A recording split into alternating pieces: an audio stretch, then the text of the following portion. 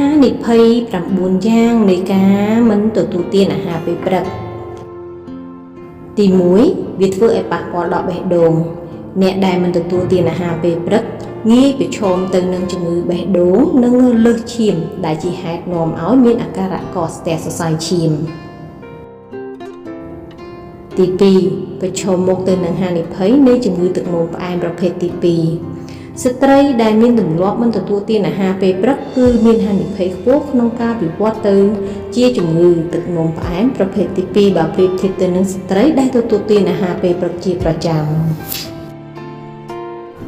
ទី3ឡើងទម្ងន់នៅពេលដែលអ្នកមិនទទួលទានអាហារពេលព្រឹកនោះចំណង់អាហារពេលថ្ងៃនឹងកើនឡើងកាន់តែខ្លាំងហើយនៅពេលនោះអ្នកនឹងបរិភោគអាហារកាន់តែច្រើនដែលជាហេតុបណ្ដាលឲ្យអ្នកឡើងទម្ងន់ទី4ផលប៉ះពាល់ទៅលើធម៌ពលនិងអារម្មណ៍ការទទួលទានអាហារពេលព្រឹកនាំឲ្យមានអាការៈជះឥទ្ធិពលទៅលើអារម្មណ៍និងធម៌ពលជាខ្លាំងវាធ្វើឲ្យការចងចាំចុះខ្សោយនិងឆាប់អស់កម្លាំងហេវហត់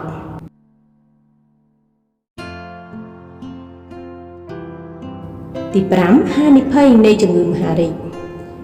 ការមើលរំលងអាហារពេលព្រឹកអាចធ្វើឲ្យអ្នកទទួលទានអាហារពេលដែលខូចសុខភាពកាន់តែច្រើនដែលអាចបណ្ដាលឲ្យអ្នកមានការឡើងទម្ងន់យោងតាមការស្រាវជ្រាវមួយបានឲ្យដឹងថាអ្នកដែលកើនទម្ងន់ហួសប្រមាណងាយនឹងប្រឈមមុខទៅនឹងជំងឺហានិភ័យនៃជំងឺមហារីក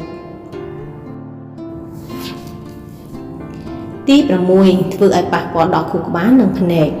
អ្នកដែលទទួលទានអាហារពេលព្រឹកជាប្រចាំអាចជួយការពារភ្នែកនិងខួរក្បាលអ្នកបានល្អទី7អាចបណ្ដាលឲ្យឈឺក្បាល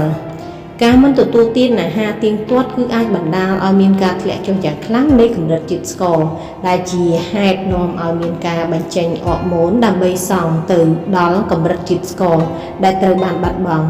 ម្យ៉ាងវិញទៀតវាក៏បង្កើននៅកម្រិតនៃសម្ពាធឈាមដែលអាចបង្កឲ្យមានការឈឺក្បាលទី8បណ្ដាលឲ្យជ្រុះសក់